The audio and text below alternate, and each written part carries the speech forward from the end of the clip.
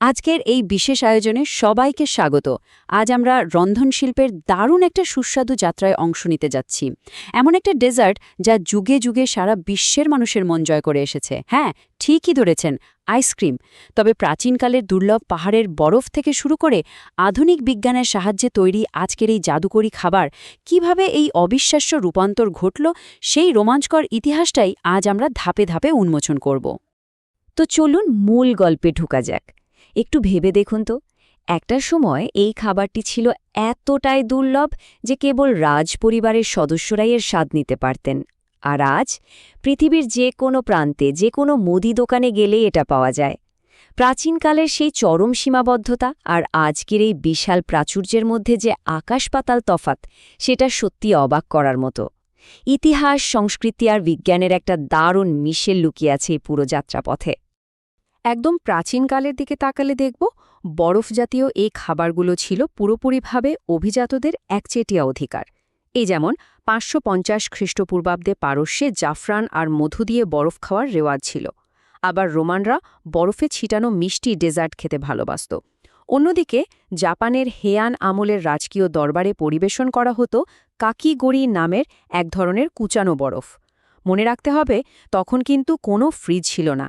পাহাড়ের চূড়া থেকে আস্ত বরফ কেটে আনা এবং গ্রীষ্মকাল পর্যন্ত সেগুলো জমিয়ে রাখা ছিল রীতিমতো অকল্পনীয় পরিশ্রমের একটা কাজ।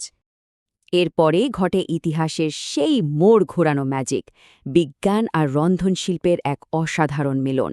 বিজ্ঞানের ভাষায় একে বলা হয় এন্ডোথার্মিক প্রভাব।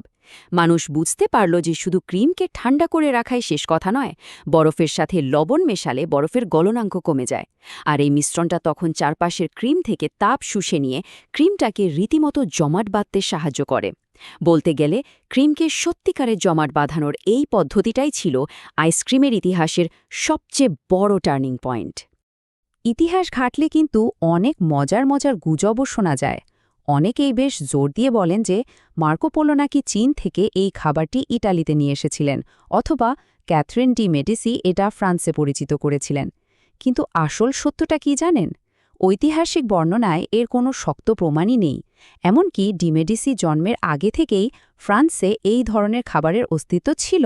আসলে বরফ জমানোর এই বৈজ্ঞানিক কৌশলটা কোনো একজন মানুষের হাত ধরে রাতারাতি ছড়ায়নি, বরং সময়ের সাথে সাথে ধীরে ধীরে মানুষের মাঝে ছড়িয়ে পড়েছিল। ১৭০০ শতকের ইউরোপে এই খাবারটা কতটা এক্সক্লুসিভ ছিল তার একটা দারুণ উদাহরণ দিচ্ছি।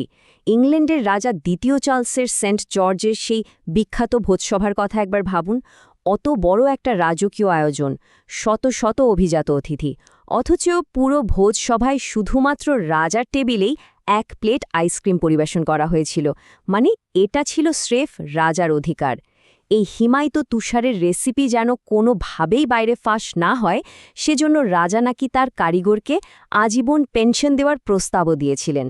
১৭১৮ সালের দিকে প্রকাশিত ইংরেজিতে লেখা প্রথম আইসক্রিমের রেসিপিটা দেখলে সেকালের মানুষের উত্তেজনাটা বেশ টের পাওয়া যায়। মিসেস মেরি এলস তার বইয়ে লিখেছিলেন, বরফ বিছিয়ে দিন এবং এর মধ্যে ১ পাউন্ড সামুদ্রিক লবণ দিন, ক্রিমের পাত্রগুলো রাখুন, এটি ৪ ঘন্টার মধ্যে জমে যাবে। একটু খেয়াল করলেই দেখবেন এখানে সেই এন্ডোথার্মিক প্রভাবেরই সরাসরি প্রয়োগ হচ্ছে। তবে ৪ ঘন্টার দীর্ঘ অপেক্ষা, অথচ আজ আমরা কত সহজেই দোকান থেকে কিনে নিই, তাই না? কিন্তু তখনকার আইসক্রিম কি আমাদের আজকের আইসক্রিমের মতো এত ক্রিমি আর তুলতুলে ছিল? একদমই না। ১৭০০ শতকের ফরাসি রেসিপিগুলো থেকে যে ডেজার্ট তৈরি হতো তার টেক্সচার ছিল বেশ খসখসে এবং দানাদার, অনেকটা বরফ কুচির মতো। আর আজ আমরা যে নিখুঁত, মসৃণ, বাতাস মেশানো একটা ফোমি টেক্সচার উপভোগ করি, সেকালের আইসক্রিম ছিল তার সম্পূর্ণ বিপরীত। স্বাদ আর অনুভূতির এই যে বিস্তর ফারাক, এটা সত্যিই চমকে দেওয়ার মতো। উত্তর আমেরিকার শুরুর দিকের ইতিহাসেও দেখা যায় এই ডেজার্টটি ছিল কেবল অভিজাতদেরই শখের জিনিস। শুনলে অবাক হতে হয়, ১৭৯০ সালের গ্রীষ্মে জর্জ ওয়াশিংটন আইসক্রিমের পেছনে প্রায় $২০০ খরচ করেছিলেন, যা সেই যুগে বিশাল এক অঙ্ক। আবার টমাস জেফারসন এটি আবিষ্কার না করলেও নিজের হাতে এর একটি ১৮ ধাপের রেসিপি লিখে রেখেছিলেন এবং ভ্যানিলা ফ্লেভার জনপ্রিয় করতে বড় ভূমিকা রেখেছিলেন। এমনকি ফার্স্ট লেডি ডলি ম্যাডিসন ১৭১৩ সালের এক রাজকীয় অনুষ্ঠানে এটি পরিবেশন করে অতিথিদের তাক লাগিয়ে দিয়েছিলেন। তবে আসল গেম চেঞ্জারটা কিন্তু ছিল ১৮৪০-এর দশক। এটাকে বলা যেতে পারে আইসক্রিমের ইতিহাসের সত্যিকারের গণতন্ত্রীকরণ। আমেরিকায় ন্যান্সি জনসন এবং ইংল্যান্ডে অ্যাগনেস মার্শাল ছোট আকারের হাতে ঘোরানো ফ্রিজার উদ্ভাবন করেন, আর এই একটা মাত্র মেশিনই পুরো দৃশ্যপট বদলে দেয়। আইসক্রিম রাজপ্রাসাদের সীমানা পেরিয়ে সোজা সাধারণ মধ্যবিত্ত মানুষের বাড়ির রান্নাঘরে ঢুকে পড়ে। রাজকীয় আভিজাত্য থেকে এটা পরিণত হয় এক পারিবারিক আনন্দে। আর সাধারণ মানুষের হাতে নাগালে আসার পর এর দাম কোথায় নেমেছিল জানেন? মাত্র 1 পেনি। 1851 সালের দিকে কার্লো গাট্টি নামের এক সুইস অভিবাসী লন্ডনের একটা ট্রেন স্টেশনের বাইরে ছোট ছোট খোলসের ভেতর মাত্র 1 পেনির বিনিময়ে আইসক্রিম বিক্রি শুরু করেন। এই একটা যুগান্তকারী পদক্ষেপই ডেজার্টটিকে সত্যিকার অর্থে সর্বজনীন আর সবার জন্য সাশ্রয়ী করে তোলে। রাস্তায় চলতে ফিরতে আইসক্রিম খাওয়ার এই মজাকে আর এক ধাপে নিয়ে যায় 1904 সালে সেন্ট লুই বিশ্বমেলা। প্রচলিত গল্পটা দারুণ মজার। মেলার এক আইসক্রিম বিক্রেতা নাকি হঠাৎ করে কাগজের পাত্র শেষ হয়ে যায়।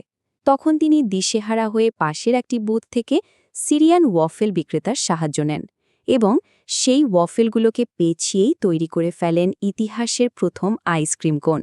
মুহূর্তের উপস্থিতি বুদ্ধিতে তৈরি হওয়া এই আবিষ্কারটা আমাদের ডেজার্ট খাওয়ার পুরো স্টাইলটাই চিরতরে বদলে দেয়।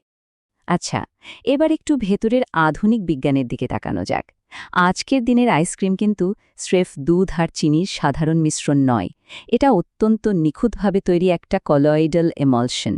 এতে জল, বরফ, দুধের চর্বি, চিনি এবং বাতাস সবকিছুর একদম পারফেক্ট একটা ব্যালেন্স থাকে। বিশেষ করে অ্যামফিফিলিক মাইসেল নামের দুধের প্রোটিনগুলো ফ্যাট আর জলকে একসাথে সুন্দরভাবে ধরে রাখে, আর বাতাস মিশে একে করে তোলে হালকা ও নরম। পুরো ব্যাপারটাই একটা নিখুঁত সায়েন্স প্রজেক্টের মতো। জানলে অবাক হবেন, আইনগতভাবেও কিন্তু আইসক্রিমের একটা খুব কড়া সংজ্ঞা আছে। যেমন ধরুন, ইউএসএফডিএ নিয়ম অনুযায়ী কোনো একটা জিনিসকে আইসক্রিম বলে লেবেল লাগাতে হলে তাতে কমপক্ষে 10% দুধের চর্বি থাকতেই হবে। এর সাথে ঠিক 6 থেকে 10% চর্বিহীন দুধের কঠিন পদার্থ, মিষ্টি এবং 55 to 64% জলের অনুপাত থাকাটা একদম বাধ্যতামূলক। এই উপাদানগুলোর সামান্য এদিক ওদিক হলেই তাকে আর অফিশিয়ালি আইসক্রিম বলা যাবে না। আর এই বিষয়টা আমাদের আরেকটা দারুণ বৈজ্ঞানিক চ্যালেঞ্জের কথা মনে করিয়ে দেয়, যাকে বলা হয় অসওয়াল্ড রিপেনিং বা মাইগ্রেটরি রিক্রিস্টালাইজেশন। ব্যাপারটা হলো, সময়ের সাথে সাথে ছোট বরফের স্ফটিকগুলো মিশে বড় স্ফটিক তৈরি করতে যায়। যদি এই প্রক্রিয়াটা খুব দ্রুত ঘটে যায়, তাহলে আইসক্রিমের ভেতর বড় বড় বরফের দানা তৈরি হবে আর খেতে খুব খসখসে লাগবে। তাই তাপমাত্রা ভীষণ কড়াকড়িভাবে নিয়ন্ত্রণ করে এই প্রক্রিয়াটাকে ধীর করে রাখাই হলো আইসক্রিমের সেই পারফেক্ট মসৃণ অনুভূতির আসল সিক্রেট। এত সব বিবর্তনের পর আজ আমরা ঠিক কোথায় দাঁড়িয়ে আছি জানেন? সংখ্যাটা হল 23 লিটার। অবিশ্বাস্য মনে হলেও সত্যি যে বর্তমানে আমেরিকায় প্রতি বছর জনপ্রতি গড়ে প্রায় 23 লিটার আইসক্রিম খাওয়া হয়। ভাবুন একবার, একসময় যে এক স্কুপ খাবারের জন্য রাজাদেরও দীর্ঘ অপেক্ষা করতে হতো, আজ সেটা আমাদের প্রাত্যহিক জীবনের একদম অবিচ্ছেদ্য একটা অংশে পরিণত হয়েছে।